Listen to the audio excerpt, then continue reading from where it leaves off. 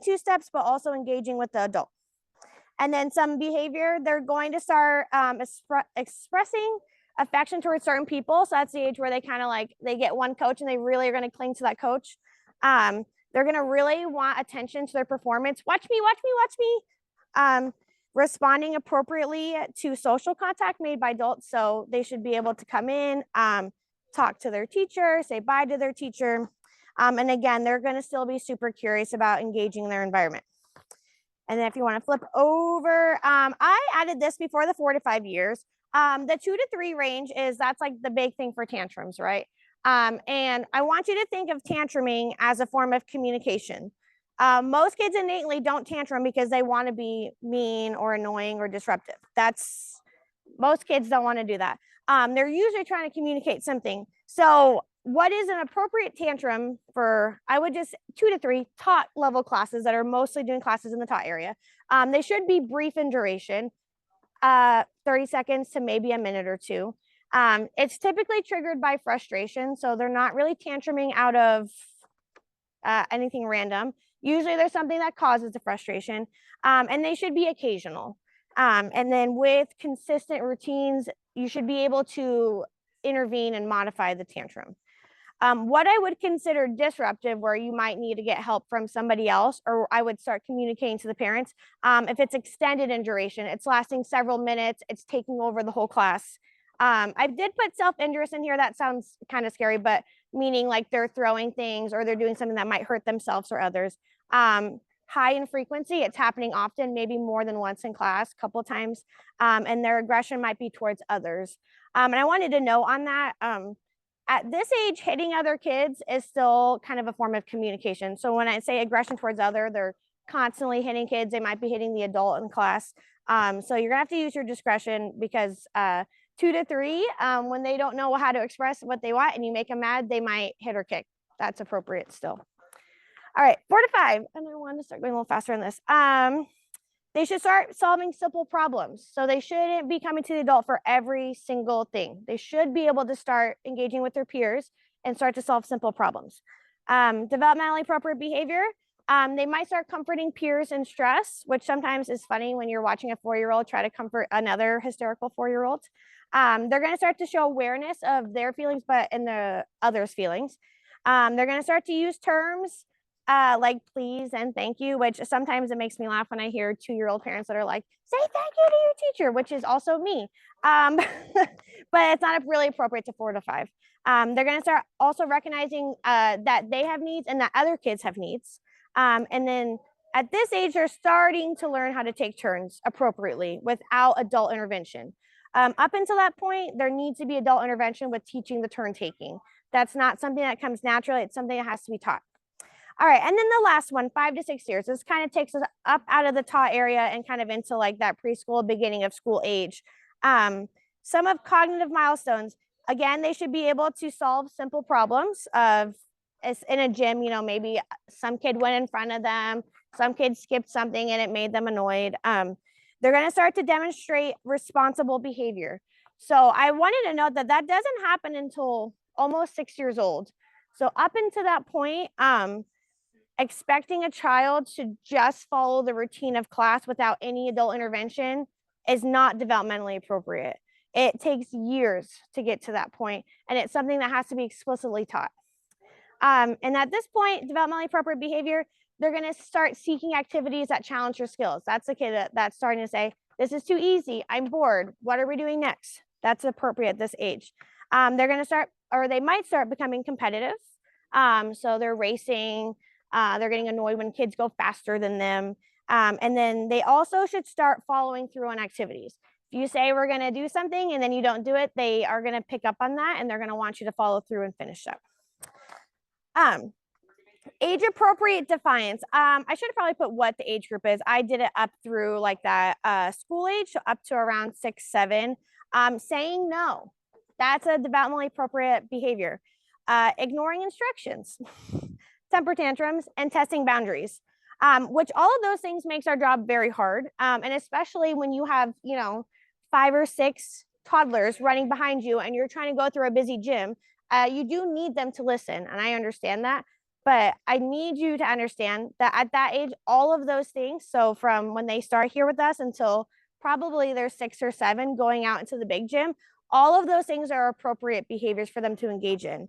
Of course, maybe if they're saying no to every single thing you're doing, will start become disruptive and is something we need to intervene on.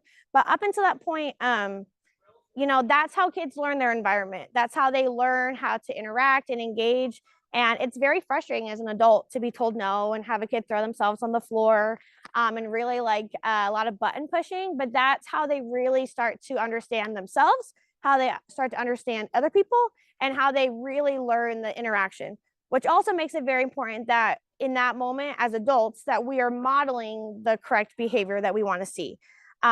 So if you don't want a kiddo to keep talking over you, you would want to kind of model how we wait, we let the other speaker finish, and then we talk, and also telling them that's what we're doing.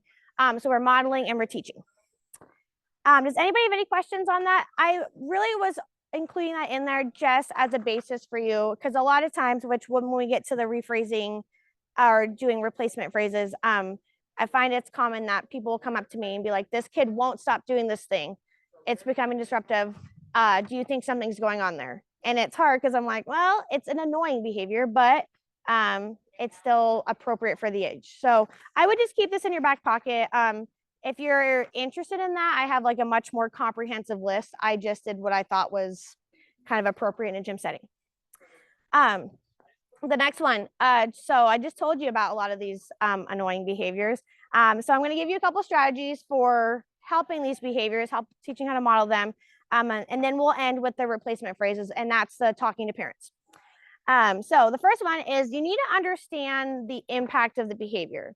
So one thing, especially at school, we try to think about, is it a power struggle you want to engage in? Is you intervening on whatever this thing is important enough? Is it a hill worth dying on?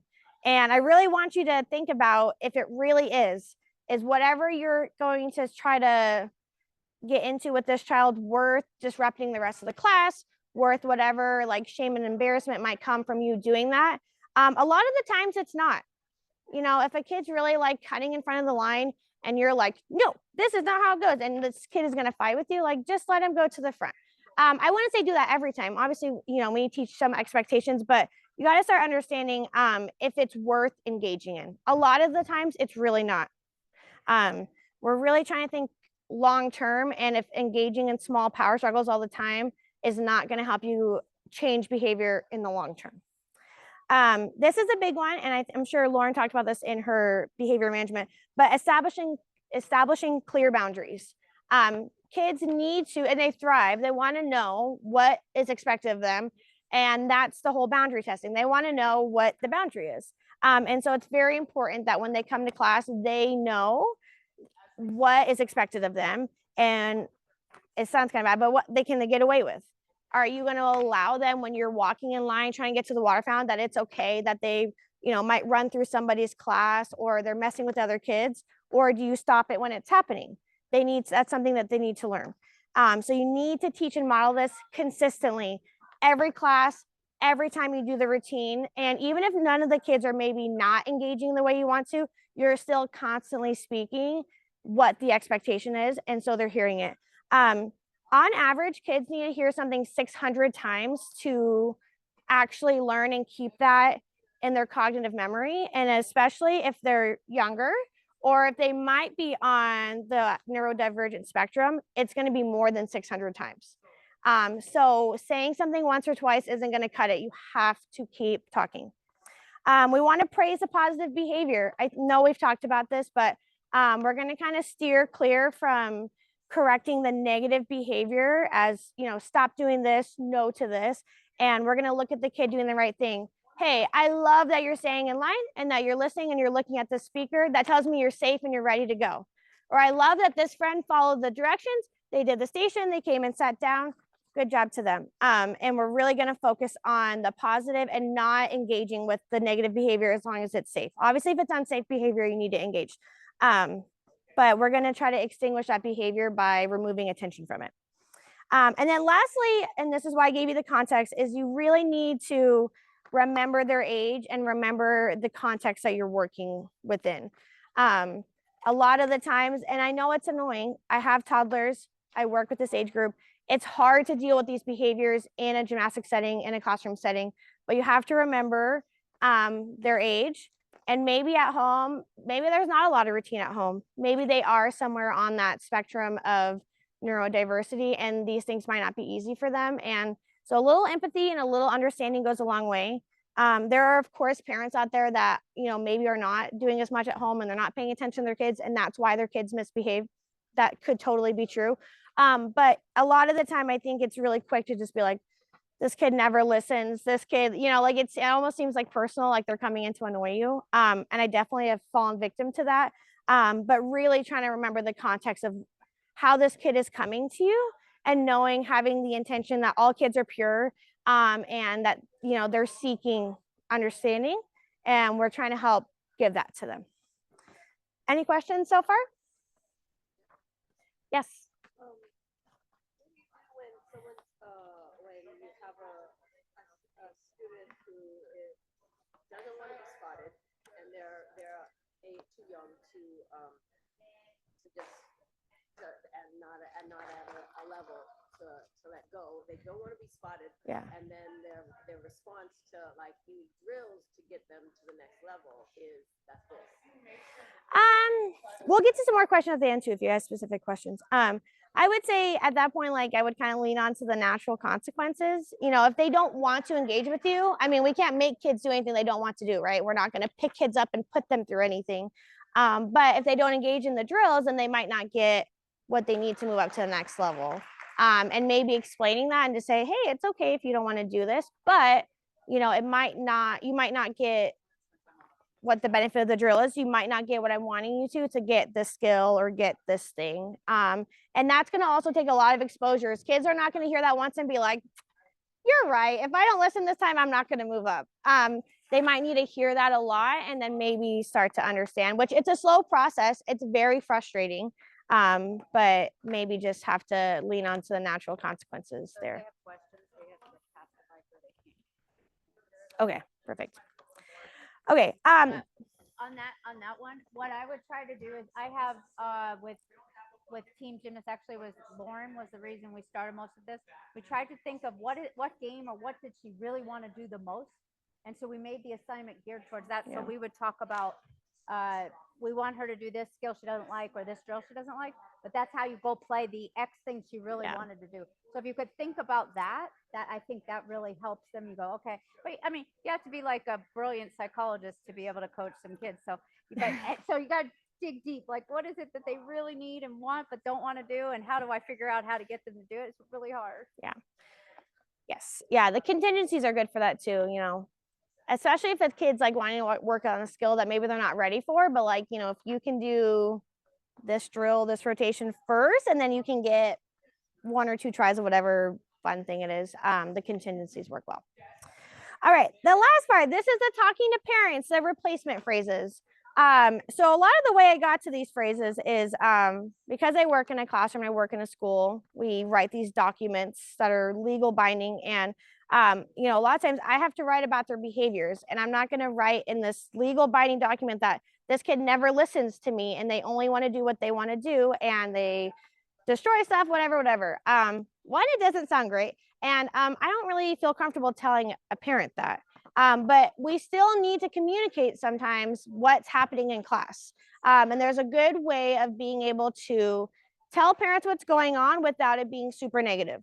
Also, if you have a kid that, especially boys, but kids that are, they're rambunctious, they're high energy, they engage in behaviors a lot. It doesn't seem like it, but their parents know. And parents don't always need to know a play-by-play of everything that their kid did wrong because they deal with it the other 23 hours of the day. So there is a time where it's important to communicate it, but also remember, most of the time the parents know. And sometimes it just kind of makes them, it's like, well, yeah, I know my kid never listens. They don't listen to me either, kind of thing. So the first one, if a kid's not listening, not following directions to the point where it might be disruptive to themselves or others, I'm going to tell parents that we're working on their attending skills. We're working on them attending to instruction by listening to whoever the adult is, the coach, the teacher. They're going to be attending to instruction by listening and trying, and being focused when direct instruction is happening. And I like calling that, well, not like it, is we're working on attending skills. We're teaching them how to attend to what is going on. And so instead of saying your kid did not follow any directions today, I would be like, we were really struggling. We're really working on trying to attend to the instruction happening, or we're trying to attend to, when I'm trying to teach them a new drill. Needs a lot of support with attending skills. That's a great way of putting it. If they're struggling to follow the class routine, they don't want to do what you're doing, they want to do their own thing. We're going to talk to their parents that they need more exposure to consistent routines and expectations, because that can mean that they need that here, and it can also maybe indicate to the parents that they need that at home. So more exposure to routines and expectations. If they're just a general unattentive, rowdy, they're just kind of like head in the sky, we're going to teach them that there's a time and place to be silly and energetic, but then we're going to teach them there's a time to attend to an adult or whatever is going on. So we're not just saying that they can't be silly because they're kids. We talked about what's developmentally appropriate, but we're going to kind of teach them the time and place. And that's how I'm going to tell a parent that. The being disrespectful, unkind, maybe not nice to adults or kids. We're going to tell parents that they need more appropriate social modeling. They need more exposures to watching appropriate behavior and appropriate phrasing. Just general undesired behavior. We're working on making better choices. That's an easy one. If they lack impulse control or they're rushing, that's usually a lot of the little kids, and a lot of times it's boys. We're going to teach them to be more aware of their surroundings. Because a lot of times if they don't know what's going on and they don't realize what's affecting other people, that's when they rush and do their own thing. And then I have one on here for boys, because I've taught a lot of boys. I have a rambunctious boy. And at school, I have mostly boys. And we want to focus on that they're not annoying us on purpose, but they're rambunctious, they're high energy, but we're going to use these qualities to support their learning. It's good for kids to have a lot of energy. It's hard to teach kids who come in and like don't want to do anything and they're like being forced against their will to be here. So really them being kind of rambunctious can be used to our advantage. But when I'm talking to a parent, I'll just say, hey, they had a lot of energy today. They kind of maybe struggled with following directions, but we're going to continue to use that to support their learning. In parentheses, bullying, the scary B word. I don't ever use that word to a parent because that's a slippery slope. But I'm going to tell parents that their child might not understand the implications of their actions or their words. And we're going to continue to teach them what they are and support that by modeling appropriate peer interactions. That one's a little tricky, but I would really focus on we're going to help the child understand the implications of their behavior, which might be in a little setting that doesn't make them feel good about themselves, or, if they're older, that, it could affect their well-being. And the last one, this is the one I get the most, which is I think maybe why we're talking about this today, is the possible special needs. I get that a lot. I think this kid might have something weird. Can you take a look at this? And I'm hoping now that you've seen some of the milestones that maybe you'll start to see that some of these behaviors are not necessarily indications of some kind of special need. But if you think it is, and the parents are showing some concern, or maybe you're showing some concern, we're going to focus that this kid needs more support than maybe than typical kids do. And maybe don't use the word typical, but they just need more support than their peers, which might be social, emotional, it might be physical, helping them through the actual stations and skills. And also they might need a multimodal approach to be able to learn. So they're going to need a lot of verbal repetition. They might need some visuals. They're going to need the kinesthetic help. And we want their parents to know that instead of like, hey, there might be something kind of off here, that your child just needs more support. And we're going to continue to give it to them using a multimodal approach. And so they know that we are trying, and that we're not going to use maybe the word special needs, but they have high supports that are maybe different than other kids. So that was the big thing. And I wanted to leave the last couple of minutes, I talked a long time, just for any specific questions, because that's usually what I get the most, about maybe some things that you get often, or I have questions.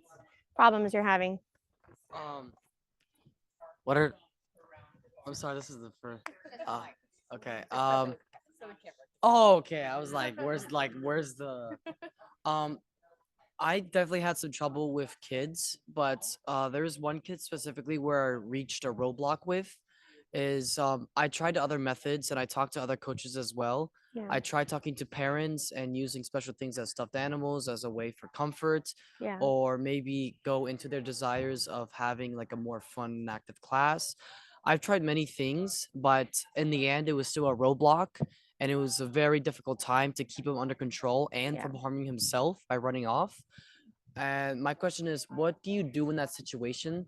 Because the best thing that I could do was just wait out the class and try my best to Yeah. not snap, because it's just very difficult with a student after trying everything and they refuse to learn. Yeah. Which I mean, I don't know how it is at desert. It might get to a point where if a child does need more support than what you're able to give to that child and the rest of your class, I mean, there might just need to be some additional support. That kid might need a helper. But it's also really important that we're understanding the child and I don't know, I'm not trying to like undermine what's happening, but really understand like maybe what motivates that child, or setting more contingencies and structure to the class. Like if they're being rowdy and running off or maybe not listening to you, saying that like, this is what we're going to do. If you want to earn this extra, I'm assuming fun time, trampoline, running off, you need to do this first before we get to that. But you might need to cue the parents in that they just need more support than the other kids. And so maybe the parent needs to be available to come out and support. We have that here, which obviously I'm not saying like in the gym spotting the kid, but maybe sometimes we call this just proximity, but just the parent kind of, the child knows the parent's out there. Sometimes it's just enough to kind of get them kind of back to attention. But in that case, though, if you feel like you've done it for an extended period of time, you just might need maybe a helper for the class, or engage the parent. The other thing too is, even though if it seems like parents maybe aren't engaging with their child like maybe how you think they should, they still know their child best more than you do. And so maybe I would talk to the parent and ask what strategies that they have. Maybe they use something at home, maybe they know something that you don't, and I would lean into that. But what's the best way to talk to a parent instead of coming off as like rudely? Yeah. Yeah. I wouldn't want to go up to the parent and say like, "Hey, how do you handle your kid at your house?" Because it kind of Yeah. comes off as saying like, "Your Yeah. kid's a problem." Yeah, no, I would just say like, hey, like your kid has a lot of energy and I'm really trying to support him. I've tried this thing, I've tried this thing, list what you've tried and just say, do you see this at home? And if you do, what do you do to support your child? And you don't have to say it like an accusatory way, like when your kid's not listening to you, what do you do? Just be like, I'm seeking to understand. That's a good phrase I would tuck in your pocket. He's no longer with me, but he, it was you. 5 years old. Yeah. Yeah. I think the seeking to understand, I like the support word. I feel yeah, the the I support. want support, like that would have been nice to hear as a mom. Yeah, and I think that's the biggest thing is when you're coming to a parent about their kid's bad behavior, we're not coming to tell you, because like I said, most of the time parents know. They don't really need somebody giving them a play-by-play of the thing that they see at home already, but how can I support your child? That comes from a place of care and understanding, and it comes from a place of teamwork and cooperation. So what are you doing that maybe I could also be doing to support your child? Because that's the common goal, right? Is we're trying to support the child. And so how can I support you? And maybe I would ask in a way of, is there any things that are successful at home that I can try implementing? And that way it kind of builds the rapport between the parent that you trust and value their input. And that again, that the common goal is the child. But yeah, you definitely don't want to take it from a point of view of your child's bad. That doesn't go over well. So what we try to do also, if they are special needs kid, for 4 weeks we will provide a helper. So we'll try to find somebody who can help that child, like as a personal assistant. But after 4 weeks, we describe to the parents along the way that we're doing this, but we do it just for a short period of time, and then you guys have tiger classes, we have leap classes, and that which are like a special needs where they need a little bit more individual attention, and then we have them go to that if after 4 weeks we're not seeing them progress with behavior wise, like they're not able to be controlled. And really quick to add on that, if you do think that that's somewhere where it might need to go, they might need to escalate to a different setting, which might be a different class or some kind of one-on-one. It is vital that you are communicating to parents weekly. No parent wants you to come up and you tell them pretty much that their kid can't handle class and that they need to go somewhere else. And the parent feels blindsided. Like, I didn't even know there was an issue. And now you're telling me that they need to switch classes completely. So it's very important that you're priming parents for that. If you think that that might be something, even if you don't, the communication shows the parents that you are, again, with the common goal of helping the kids. So, but especially if you think that it might be heading that direction, you have to over communicate so parents are not blindsided by that. When they see you've talked every week, we've tried all the things, they're gonna be a lot more likely to work with you and be like, yeah, maybe we do need to try something else, rather than like, oh, well, this person can't work with my kid, and they feel blindsided, and it brings up a lot of defensive behaviors. Any other questions? What is the protocol or the PC way of dealing with parents that are special needs or on the spectrum? Like, I mean, I'm just like, Yeah. Because when a parent tells me that, like, oh, they're on the spectrum or whatever, Yeah. I don't care, Yeah. because I'm just trying to get him or her to the next level, but I don't really know what the boundary is. Do you ignore it? Do you like? I mean, no, because I mean, parents should disclose that, right? Because if their child's on the spectrum or some level of neurodiversity, I mean, that gives us a different starting point, right? We know this kid is going to need things that are probably different than other kids, and they're going to need more support.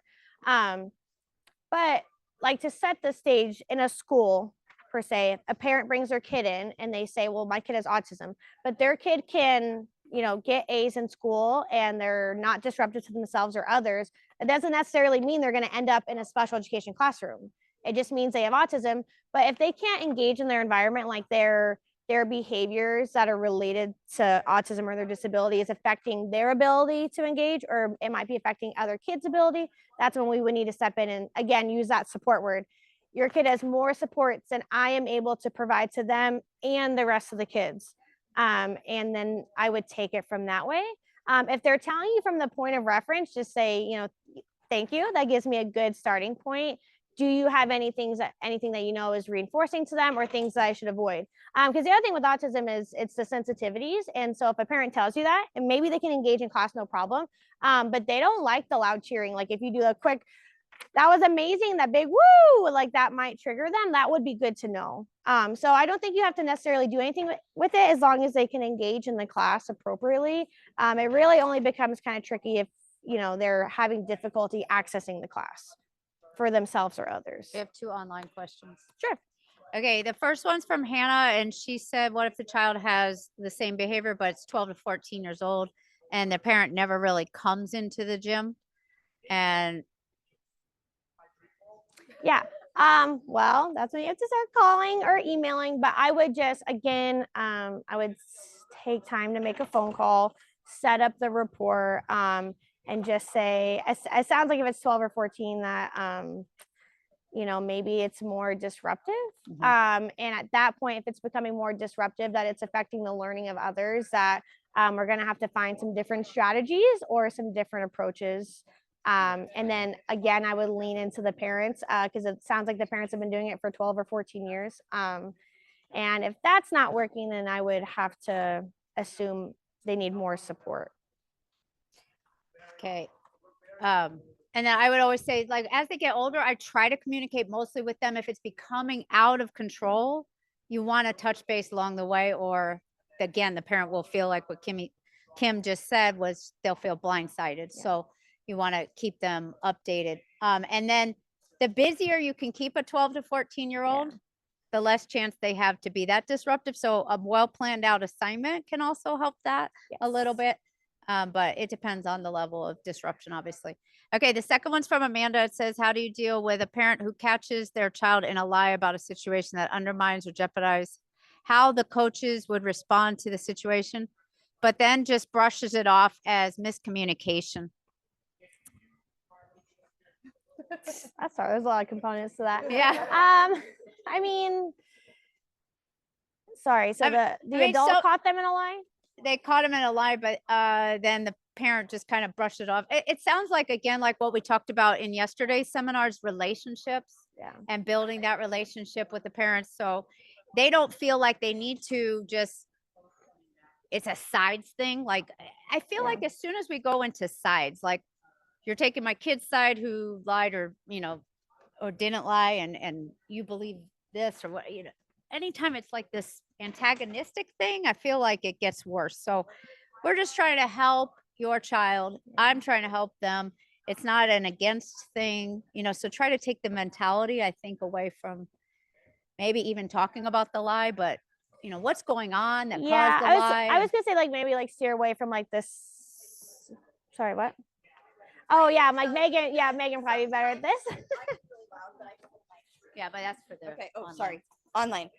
If a parent is brushing off a lie that they've caught their child in, they also too may be saving face because they may be feeling judged that their child just lied in front of another adult. So it's not just they may be brushing off the child's behavior. They also may feel embarrassed because their child lied and got caught in it, and they feel a sense of judgment. So it's not always that they're brushing off the child's behavior. They may deal with it when they leave you because you don't see that. But again, it's not necessarily all of that. It's also the parent emotion, because the parent, that is their prized possession. That is the person they love the most in the whole wide world.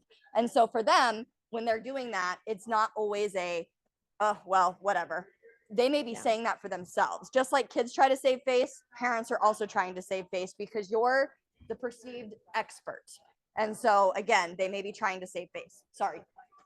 Yeah, that's kind of and I touched on that earlier. Like a lot of times, it could from the other side appear that parents don't care or they're not engaging. But again, like they might be doing. I mean, this is not, like it's not always a time or place, and so you got to assume good intention. You want to assume that parents are like, yeah, well, I don't care if my kid doesn't listen or my kid does XYZ. Assume that maybe they're dealing with it or like they're having the same problems at home and maybe they are trying to seek intervention another way and they just might not be telling you that. Some parents will tell you whatever, and some parents won't tell you anything. And technically that's time. So Yeah. So I think that's time. So unless there's any last questions, maybe you can ask me afterwards. I'll stick around. So if you want, I have a more in-depth list of this if you're interested, if that's something that interests you. okay, we'll see you guys back for the next one. Thank you.